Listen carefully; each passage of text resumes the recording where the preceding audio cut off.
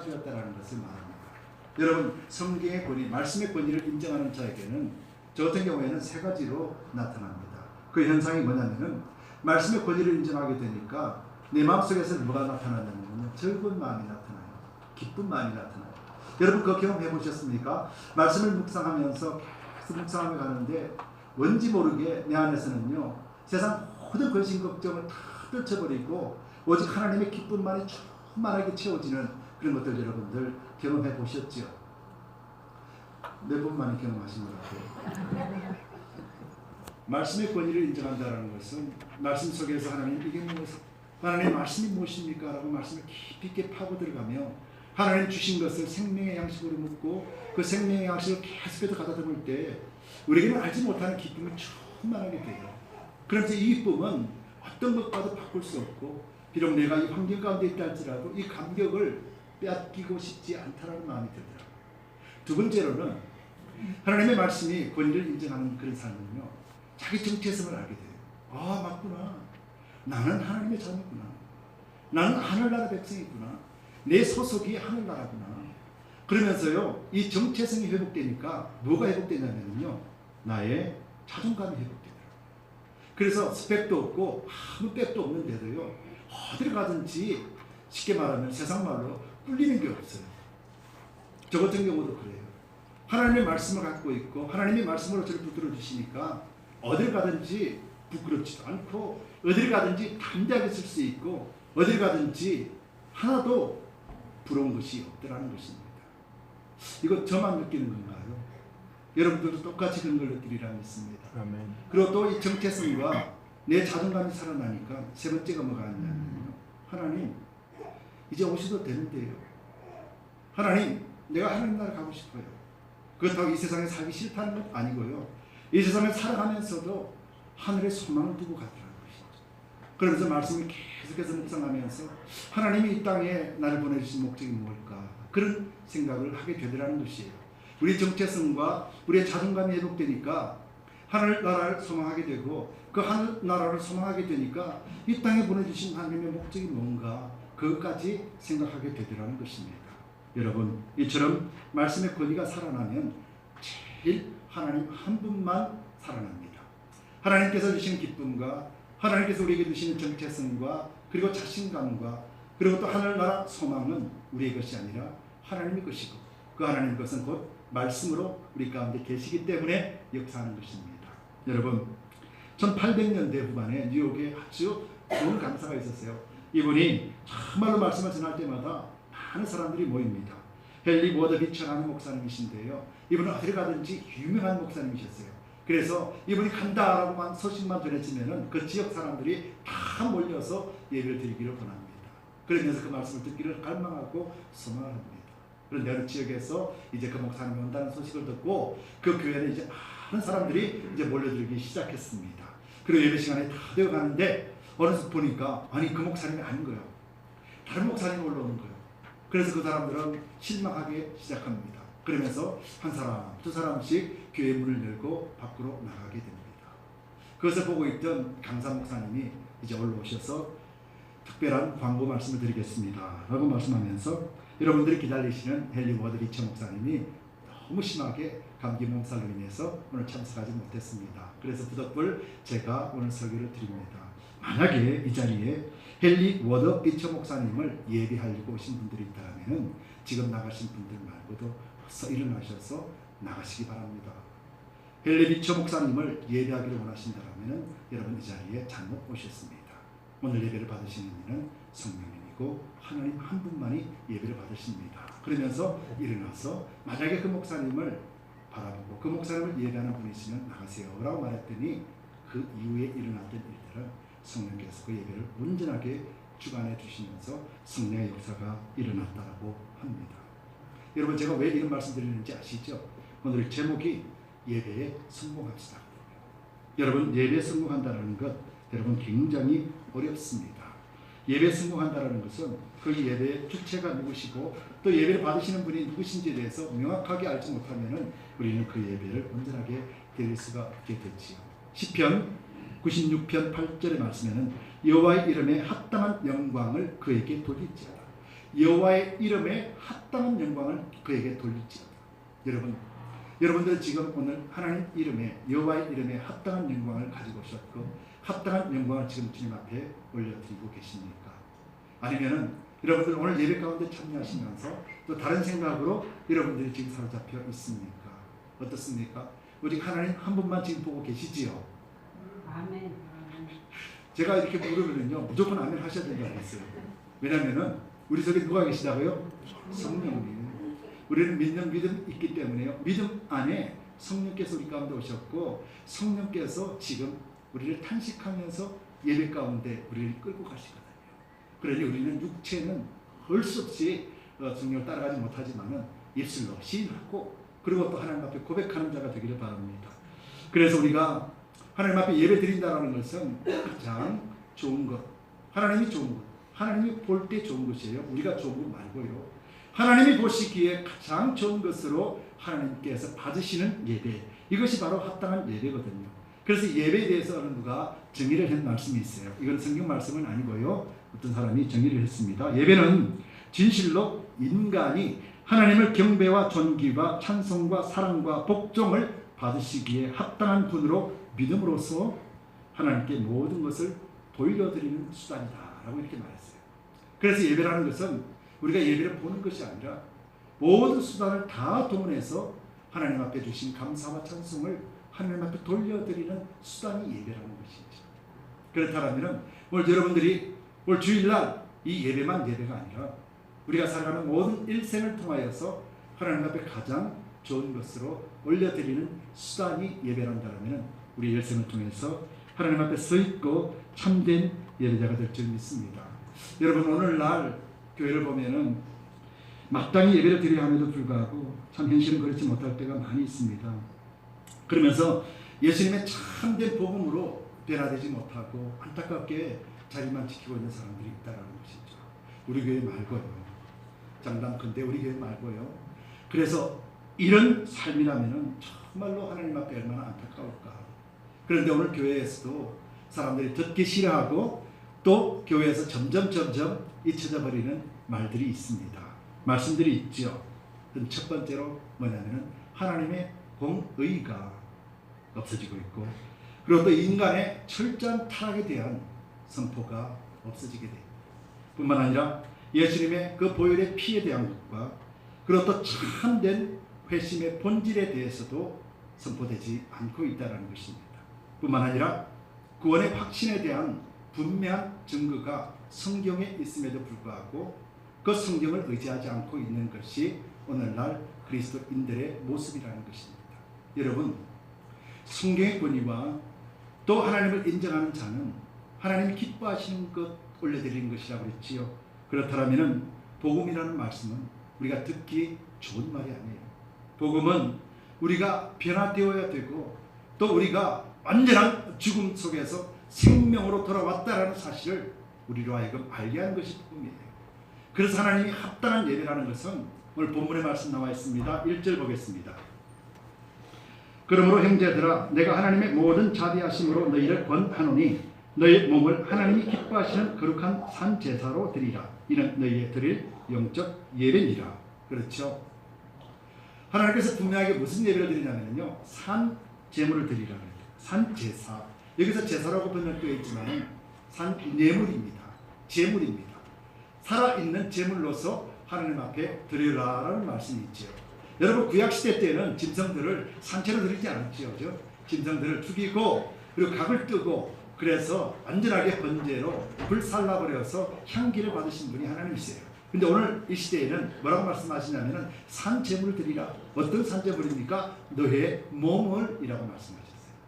우리의 몸을 산제물로 하나님 앞에 드리는 것이 예배라는 것이죠. 그럼 여러분들 어떻게 드릴까요? 우리가 그냥 이삭이처럼 당단에 누워서 칼로 찢어야 됩니까? 하나님은 그런 인신제사를 하나님은 경멸하시는데 그렇죠? 그러면 몸으로 하나님 앞에 거룩한 산제사, 살아있는 제물을 드리라라고 하신 이 말씀이 뭔가? 산제사라고 하는 이 말씀이 뭐냐면은 바로 생명의 원리입니다. 예수 그리스도께서 육체 가운데서 온전하게 십자가에 달려 돌아가심으로 하나님께서 부활시키시고 승천하시고 정복하시고 그리고 또 이 땅에 교회의 머리로 오신 것처럼 그 원리가 우리 가운데도 그대로 적용이 되어야 되는데, 그렇다고 여러분들 저 십자가에 달려 못 박는다 그러면은 한 사람도 여기 있을 사람 없지요. 성경은 여러분들이 십자가에 달려 못 박으라고 말씀하신 것이 아니고 예수님께서 못 박히실 때 우리와 함께 못 박히셨다라고 성경은 말씀하죠. 그럼 저와 여러분들은 이미 어떤 자입니까? 이미 죽은 자라는 것이죠. 이 말씀은 산 제물로 드린다라는 것은 영으로서 드리는 것이고, 우리가 이미 죽은 자로서 그리스도 예수 안에서 다시 새 생명을 얻고 부활한 존재임을 확신하고 그 부활한 기쁨을 가지고 하나님 앞에 예배를 드리는 것이죠. 여러분들은 산 자입니까? 죽은 자입니까? 우리는 그리스도 안에서 산 자라는 것이죠. 그래서 살아있는 여러분들이 오늘 드리는 예배가 하나님이 합당하게 받으시는 산 제사가 되는 것이죠. 그런데 살았다라면 분명하게 계속해서 강조하고 있지만은, 살았다고 하면은 그 자리에 앉아 있으라 그러고 그 자리에 서 있으라 그러면은 얼마나 서 있을 수 있겠습니까? 여러분, 생명이 있는 자가 앉아서 1시간 기다리라고 할 수 있습니다. 그러나 하루, 이틀, 3일을 그 자리에 앉아 있으라 그러면은 앉아 있을 사람이 있겠습니까? 한 명도 없죠. 왜냐하면 살아있기 때문에요. 움직이기 때문에요. 그래서 한시라도 그곳에 가만히 있는 것조차도 힘들어 합니다. 이 말이 무슨 말이냐면은, 하나님의 주신 말씀을 가지고 하나님이 뭐라고 말씀하셨어요? 예수님께서 올라가실 때 너희는 성령을 받고 권능을 받아서 땅 끝까지 그리스도의 복음을 전하라고 말씀하셨잖아요. 살아있다라는 것은 무엇입니까? 그리스도의 복음, 그리스도의 보혈, 그리고 또 하나님의 은혜, 그 사랑과 그리고 또 하나님의 공의를 선포하면서 세상 가운데 나아가는 자가 생명 있는 자라는 말씀이죠. 여기 앉아서 호흡하고 있다라고 해서 살아있다라는 것이 아니라 영적인 호흡을 하고 있다라면은 그 영적인 건강을 통하여서 사람들에게 예수 그리스도를 드러내고 나타내는 자가 된다는 것이죠. 오늘 1절 말씀에서 4가지를 말씀하십니다. 산제사와 거룩함과 그리고 또 기뻐하시는 것, 그리고 또 영적 예배, 이렇게 4가지를 말씀해 놓고 있습니다. 여러분, 거룩하다라는 것은 두말할 것도 없지요. 거룩하다라는 것은 흠이 없다라는 것이죠. 구약시대 때 제물들은 흠이 없는 제물을 하나님 앞에 하나님이 받으신다고 그랬죠. 흠이 없는 제물을 하나님은 거룩하다 인정을 해주시는 것이죠. 그럼 저와 여러분들은 지금 어떻습니까? 여러분들 거룩하시죠? 무조건 아멘 해야 된다고 그랬죠. 왜냐하면 그리스도를 믿는 믿음 때문에 여러분들이 성도라는 이름을 가졌고, 성도는 하나님의 거룩한 백성이라는 뜻이 있죠. 그럼 우리가 성도라 한다면 우리는 하나님 앞에 거룩한 존재라는 것을 드러내고 있다는 것이죠. 그래서 우리 삶은 거룩하지 못하지요. 그래서 우리 삶이 거룩하지 못하기 때문에 거룩한 하나님의 백성으로서의 삶을 살아갈 수 있도록 누가 오셨습니까? 성령께서 오신 것이죠. 그래서 성령님을 의지하고 전적으로 의지하며 매달려 살아가는 것이 살아있는 자라는 것입니다. 여러분, 에베소서 5장 2절에 예수님을 말씀하시면서 그는 우리를 위하여 자신을 버리사 향기로운 제물과 생축으로 하나님께 드리셨느니라 라고 말씀하세요. 예수님은 자기 자신을 버리시고 그 다음에 향기로운 제물이 되시고 그 다음에 생축, 살아있는 짐승의 모습으로 하나님 앞에 드렸다라는 것이죠. 예수님께서 십자가에 달려 돌아가시면서 다 이루셨습니다. 저와 여러분들이 구원을 다 이루실 뿐만 아니라 이 땅에 살아갈 수 있는 권세와 능력까지도 성령이 오심으로 말미암아서 우리에게 완전하게 주어졌습니다. 그래서 하나님이 기뻐하시는 삶을 살 수 있도록 하시는데, 하나님이 기뻐하신다라는 것은요, 이 예배를 하나님이 연락하신다, 하나님이 받으신다라는 것이에요. 그럼 여러분들이 준비한 예물이 무엇입니까? 하나님이 허명하고 하나님이 받으실 수 있도록 여러분들 주님 앞에 무엇을 내어놓겠습니까? 오늘 성경의 본문의 말씀은 너의 몸을 산 제사로 드리라 이렇게. 여기서 말하는 너희 몸이라는 것은 헬라어로 보면은 복수형이에요. 너희 몸이라는 것은 우리 각자 한 사람 한 사람을 말하는 것이고, 그 다음에 산 제사라는 것은 단수형입니다. 이 모든 것들이 하나가 되어져서 하나님 앞에 올려드리는 것이 되죠. 그러면서 3절 오늘 본문 3절 5절 말씀이 우리가 계속해서 외우고 있는 말씀과 똑같죠. 우리는 그리스도의 지체라는 사실에 대해서 강조해 놓고 있고, 그리고 또 여러분들이 하는 행위들 자체가 바로 교회의 모습임을 드러내고 있다는 것입니다. 산예배 참 어렵습니다. 여러분들 잘 아시는 김동호 목사님 잘 아시죠? 그렇죠? 예. 김동호 목사님이 저도 얼마 전에 들었지만 여러분도 알다시피 폐암이라는 선고를 받았죠. 그리고 지금 폐암으로 지금 치료 중에 있습니다. 그러면서 그분 말씀하는 걸 잠깐 들어봤더니 마음에 탁 와닿는 말이 하나가 있는데, 그것이 뭐냐면은 그분이 목사로서 또 한국에서 존경받는 인물로서 또 설교자로서 하나님 앞에 쓰임 받다가 이제 폐암이라는 폐암을 얻게 되니까 그분이 들은 마음이 있대요. 하나님 왜 하필 접니까? 라고 이렇게 말씀을 하나님 앞에 하는데, 그런데 역시 목사는 목사예요. 왜 하나님 접니까? 그럴 때 하나님이 이렇게 말씀하시답니다. 너는 왜 안 되는데? 그 마음을 딱 받고 나니까 맞아. 나는 왜 안 돼? 나는 왜 암 걸리면 안 되고 나는 죽으면 왜 안 돼? 이것을 깨닫게 되더라는 것입니다. 여러분, 예수 믿는 나는 병에 걸리면 안 되고, 예수 믿는 나는 잘 살아야 되고, 예수 믿는 나는 명예롭게 모든 사람에게 인정을 받아야 되고, 예수 믿는 나는 뭘 하든지 순탄한 길을 걸어가야 됩니다. 어떻습니까? 하나님은 그것을 위해서 우리와 함께 동행하시고 살아가실 거예요. 만약에 그것을 원하신다면 우리 육체가 이 땅 가운데 영원히 살아가도록 하나님은 하셔야 됩니다. 그런데 하나님은 우리 육체가 이미 죽었다고 선포하셨어요. 그런데 이 죽은 육체를 위해서 성령께서 우리에게 오셨을 거예요. 그렇지 않다라는 것입니다. 여러분, 마태복음 7장 7절에서 8절 말씀 여러분들 잘 아시죠? 구하라 그리하면 주실 것이요, 찾으라 그리하면 찾을 것이요, 두드리라 그리하면 열릴 것입니다. 그렇게 말씀하셨어요. 이것은 무엇에 관한 것입니까? 성령에 관한 것이에요. 여러분, 성령은 여러분들이 함께 하시죠. 여러분 함께 하십니다. 그렇죠? 그러면 구하고 찾고 두드리는 것을 어디를 향해 있어야 되겠습니까? 어디를 향해 있습니까? 여러분들 안에 누가 계십니까? 성령님.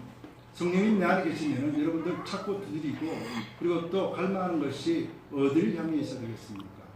우리죠. 우리 안에 있어요. 왜냐하면 이 성령 하나님은 우리가 말하는 핵폭탄보다도 더 강대하고 더 위대하시고 더 창대한 분이잖아요. 성령이 누구십니까? 하나님이시잖아요. 하나님은 내 속에 거한다라는 거예요.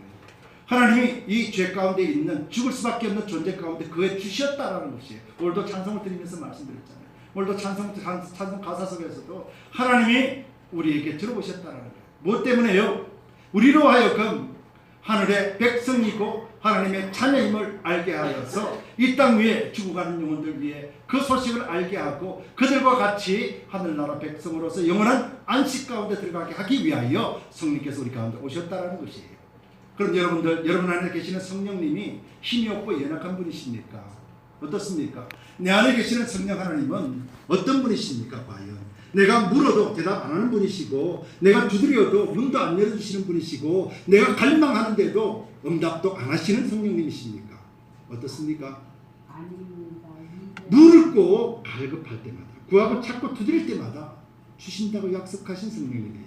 야고보서 4장 2절 3절에서 보면은 얻지 못하면 구하지 않기 때문이고, 구해도 얻지 못하면 무엇 때문에요? 정욕 때문에 얻기 때문에. 정욕 때문에.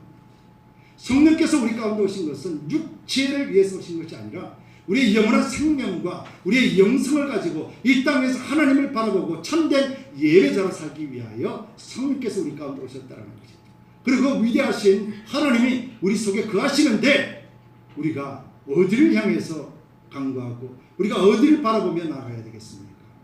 성령께서 내 안에 계시고 내 속에 계신 성령께서 내 육체 가운데 함께 하실 때 우리는 매일같이 우리 속에 있는 말씀 성령의 빛에 의지하며 찾고 두들기며 골방으로 들어가야 되지 않겠습니까? 이것이 영성이고 또 이것이 하나님 앞에 온전하게 서 있는 참된 예배자의 모습이라는 것입니다. 아울러서 우리에게 뭐가 있습니까? 말씀이 있잖아요. 성경 말씀이 있잖아요. 성령께서 말씀이 없이 우리에게 깨닫게 하십니까? 말씀으로 깨닫게 하시고 말씀의 권능 속에서 하나님은 우리를 역사하신다는 것입니다. 그렇다면 여러분들 말씀을 날마다 상고해야 된다는 것을 말하고 있죠. 두 번째로 하나님이 받으시는 예배 성공은 첫 번째가 뭐였습니까? 정말로 하나님 앞에 하나님의 합당한 예배를 드려야 된다. 두 번째로는요, 이 세대를 본받지 말아야 된다고 했어요. 이 세대를 본받지 말라. 여러분 당연하죠. 근데 여러분 소속이 어디였습니까? 여러분들 소속이 이 세대였다는 것이에요. 우리의 원 소속은 이 세대에 속했던 사람이라는 것이에요. 이 세대에 속해 있는 사람들을 우리는 하나님의 아들의 나라로 옮기시고 그 아들 안에서 우리가 구속 곧 죄의 사함을 얻게 하신 거예요. 예수 그리스도 안에 있으며 우리가 구속을 받았다는 것이에요. 그런데 우리가 예수 그리스도 안에 있음을 우리가 어떻게 나타냅니까? 이 세상 살아가면서 나는 그리스도 안에 있다. 예수 그리스도 안에서 구속 곧 죄의 사함을 받은 자로서 나는 예수님 안에 있다라는 것을 여러분들 어떻게 세상 가운데 증명해 내겠습니까? 우리의 힘과 능력으로 증명이 됩니까? 우리는 세상에서 유혹하는 대로 갈 수밖에 없는 존재라는 거예요. 그러면은 세상 보지 말고 우리 자신을 보자는 거예요. 우리 자신 안에 있는 이 죄성 가지고 하나님을 온전하게 섬길 수 있습니까? 없습니다. 우리의 죄성은 끊임없이 갈급하지요. 우리 죄성은 끊임없이 하나님 말씀과 반대되는 길로 가기를 원하는 게 우리의 속성이에요. 이 속성을 인정하기 때문에 저와 여러분들이 하나님 앞에 감사함으로 나와 있는 것이에요. 그래서 성령의 빛, 말씀의 빛, 하나님의 권능이 나와 함께한다는 사실을 잊지 않으면서 끊임없이 그 영을 바라보며 밝은 빛을 쫓아가는 자가 흑암과 어둠 가운데서 등대 불빛을 바라보고 그 백길을 쫓아가는 선장과 똑같은 모습이 되는 것이죠. 여러분들에게는 누가 계십니까? 성령님. 그 성령이 누구십니까? 진리의 영으로 오신 예수 그리스도가 육체 가운데서 사람들에게 제자들 삼고 많은 사람이 아니라 이 땅에 있는 모든 사람에게 함께 하시고 하나님의 영원한 나라로 인도해 주시기 위하여 오신 분이 바로 진리의 성령 예수 그리스도의 영이 저와 여러분들 안에 거한다는 것이에요. 쉽게 말하면 예수님이 지금 여러분들과 함께 사신다라는 거예요. 그래서 함께 살고 있는데 우리가 무엇을 바라봐야 되겠습니까? 우리가 좀 있으면 이제 말씀을 외울 거지요. 마지막 구절이 있잖아요. 그죠? 나의 계명을 지키는 자라야. 누구를 사랑해요? 예수님을 사랑한다 그랬고, 예수님을 사랑하는 자가 아버지도 사랑한다 그랬죠. 그리고 아버지가 사랑한다는 자에게는 예수님이 찾아오셔서 나도 그에게 나를 드러내고 나타낸다라고 말씀하셨어요. 그렇잖아요. 하나님을 사랑한다라는 것이 뭡니까? 예수 그리스도의 계명을 지키는 것이잖아요. 예수 그리스도의 계명이 무엇입니까? 예수 그리스도께서 주신 계명이 먼저 하나님을 사랑하고 그리고 내 이웃과 내 형제들을 사랑하는 것 아닙니까? 잘 비유하죠. 십자가를 하나님을 먼저 사랑하고 그리고 내 이웃과 형제들을 사랑하는 것, 사랑이라는 계명이라는 것이 있죠. 그러면 우리가 하나님이 합당하게 받으시는 예배자는 어떠한 자였습니까? 바로 사랑을 실천하는 자가 하나님이 합당하신 예물이요 우리 온 몸이 거룩함으로 주님 앞에 올려드리는 산 제사로서 올려드리는 자가 바로 하나님의 사랑을 실현하는 자라는 것이죠. 그런데 세상을 본받지 말라 그랬잖아요. 세상을 본받지 말라고 하는 이 말씀이 뭐냐면 따라가지 말라는 거예요. 세상 가운데 따라가지 말라는 거예요. 세상 사람들은 그러잖아요. 스펙이 없으면 무시하잖아요. 돈 없으면 무시하잖아요. 잘 배우지 못하면 무시하잖아요. 잘생기지 못하면 무시하잖아요. 그리고 또 뭔가 1등만 아니면 무시하잖아요. 그렇죠? 이게 세상이란 말이죠. 그리고 하나님을 알지 못하기 때문에 누가 주인입니까? 내가 주인이잖아요. 세상이 이런 것이란 말이죠. 우리가 모릅니까? 우리도 그런데. 그래서 세상을 따라가지 말라는 거예요. 왜 따라가지 말라고? 세상을 본받지 말라고 한 이유는 세상을 따라가지 말라 그러면은 우리가 뭐합니까? 첫 번째로 2절 말씀을 한번 읽을게요. 너희는 이 세대를 본받지 말고 오직 마음을 새롭게 함으로 변화를 받아 그랬잖아요. 무조건 따라가지 않는다라고 해서 다 아니라는 거예요. 우리가 따라가지 않는 이유는 뭡니까? 내 속에 성령께서 말씀해 주시는 것이 있죠. 얘야 그것은 아니다. 그래 알겠습니다 하나님. 그러면은 우리가 무엇을 생깁니까? 하나님 나에게 말씀을 주셨을 때 네 그렇습니다 하나님이라고 말하는 이 자세가 어떤 것입니까? 순종이라는 것이죠. 여러분들 예배 가운데 하나님이 뭘 기뻐하실까요? 여러분들이 가지고 여러분들의 재물을 하나님이 기뻐하실까요? 그렇지 않다는 것이죠. 하나님을 인정하며 하나님 한 번 말씀 앞에 순종하기를 결단하는 마음, 그 마음을 하나님은 받으시는 것이죠. 왜요? 계명을 지키는 자는 순종하는 자이기 때문에. 그래서 순종이 제사보다도 낫다라고 그 이야기를 말씀하고 있죠. 여러분, 이 시대에는 점점 공동체가 무너집니다. 여러분, 교회가 크고 화려해도요, 모르는 사람 천지입니다. 그 사람들 다 압니까? 몰라요. 내가 모르는데 어떻게 지체가 되며, 내가 모르는데 어떻게 몸으로서 역할을 감당할 수 있겠습니까? 여러분들, 그것이 하나님이 원하시는 길입니까? 그렇지 않다는 것이죠. 여러분들, 지난주에도 말씀드렸습니다. 여러분들이 보고 계시는 옆에 분, 뒤에 분, 이분들을 사랑하지 않는다면 우리는 다 거짓말하고 있다는 것이죠. 그 사랑을 누가 주십니까? 예수 그리스도께서, 하나님께서 우리에게 주시는 진리의 영으로 깨닫게 하시고 감당할 수 있는 힘과 능력을 주시기 때문에, 그래서 우리는 옆 사람도 사랑하게 되고 뒷사람도 앞사람도 사랑하게 되는 것이죠. 바로 이것이 나의 계명을 가지고 지키는 자라야 나를 사랑한다라고 하신 그리스도의 말씀이 그대로 있는 것이죠. 여러분, 저와 여러분들이 그렇게 될 수 있나요? 없나요? 있습니다. 그렇죠? 예, 골로새서 3장 10절, 새 사람을 입었으니 이는 자기를 창조하신 자의 형상을 쫓아 지식에까지 새롭게 하심을 받는 자. 여러분, 우리는 새롭게 새 사람을 입었습니다. 새 사람을 입은 자는 하나님의 형상을 쫓아간다는 것을, 하나님의 형상을 쫓아서 하나님의 지식에까지 새롭게 하심을 받는 자다, 이렇게 말씀하셨어요. 그렇죠? 하나님 우리에게 주신다라는 것이에요. 여러분들, 성령이 우리 가운데 있으면 말씀이 들어올 때마다 우리는 그 말씀이 하나님의 말씀임을 받습니다. 그래서 여러분들이 아멘 하잖아요. 그래서 예배 성공을 위해서는요, 분명하게 세상을 따라가지 말아야 됩니다. 여러분, 그 세상에 따라가지 않는 것, 그걸 그대로 교회 가져오시면 안 된다는 거예요. 오직 이 시간에 여러분들 누구를 바라보십니까? 이 시간에 하나님만 보세요. 하나님만 보셔야만이, 그래야만이 여러분들이 세상을 따라가지 않으려고 했던 것들이 확정되는 거예요. 여러분, 환경 보지 마시고 주님 한 분만 보시기 바랍니다. 그래야 할 때 우리는 하나님 앞에 인정받는 합당한 예배, 기뻐하시는 예배가 될 수 있어요. 여러분, 구약에도 나와 있죠. 가인과 아벨의 제사를 두 가지를 놓고, 가인의 제사는 받지 않으셨고 아벨의 제사만 받으셨잖아요. 아벨의 제사를 받고 가인에게는 뭐라고 말씀하셨습니까? 너는 내 속에 있는 죄를 다스리라고 말씀하셨잖아요. 내 속에 있는 죄가 뭡니까? 세상이고 세상을 쫓아가는 마음이잖아요. 하나님이 없는 마음이잖아요. 성령이 내 안에 계시면서도 성령을 의지하지 않는 마음이잖아요. 성령께서 끊임없이 말씀을 우리에게 주심에도 불구하고 그 말씀을 쫓아가려고 하는 의지가 없는 것을 이야기하잖아요. 성령께서 우리를 매일같이 인정해 주시면서 매일같이 함께 하시는데도 불구하고 성령의 말씀보다도 내 생각이나 내 경험을 우선시하는 것, 바로 이것 아닙니까? 이것 때문에 하나님 앞에 우리가 연락되지 못하고 기도도 응답되지 못하는 것이잖아요.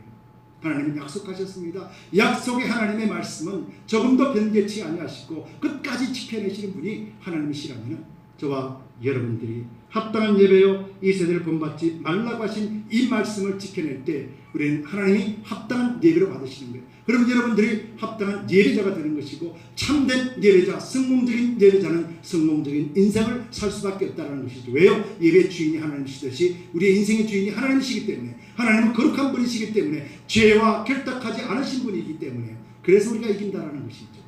내가 이기는 것이 아닙니다. 여러분, 그래서 사랑을 실천한다는 것 참 어렵습니다.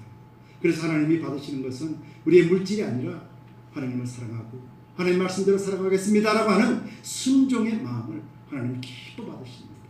그리고 이 순종하는 자세가 하나님 앞에 나타나고, 그리고 또 하나님 앞에 순종하는 그 자세야말로 하나님의 계명을 지켜낼 수 있는 사랑을 실천하게 된다는 것입니다. 여러분, 베트남 전쟁이 한참일 때, 그때는 병원도 그렇고 열악한 환경이었지요. 그런데 박격포에 의해서 고아원 시설이 박살납니다. 그러면서 고아원에 있던 어린 아이들이 많이 다쳤어요. 근데 때마침 그곳에서 일하고 있던 군의관이 이 어린아이 다친 환자들을 돌보기 시작했는데 8살짜리 여자아이가 피를 너무 많이 흘리는 거예요. 그래서 빨리 치료해주고 싶은데 수혈을 해야 되는데 피가 없어요. 그래서 아이들을 모았습니다. 아이들을 모아놓고 이렇게 해서 설명을 하는데 베트남 말을 하지 못하잖아요. 그래서 베트남 말을 하지 못하니까 영어로서 막 손짓 발짓 해가면서 급하게 피를 뽑아야 되고 급하게 피를 수혈해야 되고 그래야지 이 여자가 산다라는 말을 계속해서 말합니다. 그런데 이 말을 듣는 아이들이 점점 표정이 어두워지기 시작합니다. 그러면서 울먹울먹거리고 있습니다. 근데 한참을 지나도 어느 누가 피를 주겠다는 아이가 없는 거예요. 그런데 그 속에서 저 뒤에 있던 어린 아이 하나가, 횡이라는 아이 하나가 손을 듭니다. 제가 줄게요 라고 한 것이죠. 그래서 얼른 반가운 마음에 그 아이를 데려다가 피 검사를 해보니까 이 여자아이랑 피가 같은 거예요. 그래서 빨리 수혈하기 위해서 침대에 들어 누이는데 이 아이가 그때부터 혈관의 위주사반을 꽂는 순간부터 이 아이가 흐느끼기 시작하는 거예요. 울기 시작합니다. 그러면서 고개를 옆으로 제치고 하염없이 울기 시작합니다. 그래서 이 간호사가, 이 군의관이 아니 왜 울까? 도무지 얼굴을 모르는 거예요. 그러면서 이제 어느 정도 시간이 지났습니다. 그래서 그 아이에게 피를 수혈하고 난 뒤에 이 아이가 이제 회복되기 시작합니다.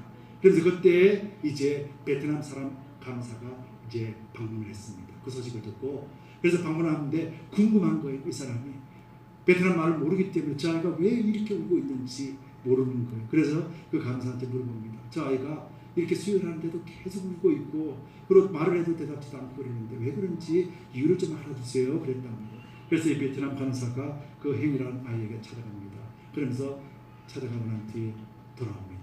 돌아오고 난 뒤에 그 군의관을 향해서 심각하게 이야기하면서 군의관님, 이 아이가 군의관이 말하는 말을 알아듣지 못하고 오해를 했다는 것이에요. 뭐라고 오해했냐면은 오늘 이 여자아이가 다쳤는데 이 여자에게 피가 필요하다. 그런데 너희들이 피를 줘야 되는데 피를 준 아이는 죽는다. 그렇게 생각해요. 그 아이가 그렇게 받아들였던 것이에요. 그래서 아이들이 피를 달라고 하는 그 소리를 듣자마자 아이들이 칠같이 어두운 표정을 짓고 있었던 거예요. 내 피를 주면은 저 아이는 살아나지만은 나는 죽는다라는 것이에요. 그런데 이 아이가 손을 들었어요. 그래서 나중에 찾아가서 묻습니다. 너는 네가 죽는다라는 사실을 알고도 그 아이에게 피를 줬냐? 그러니까 고개를 끄덕끄덕. 그래 왜 그랬니? 그러니까 그 아이는 내 친구잖아요. 그렇게 얘기해요. 여러분들의 친구가 누굽니까? 여러분들의 세상에 어떤 친구입니까? 예수님은 여러분들에게 어떤 분이십니까? 하나님은 여러분들에게 어떤 분이십니까?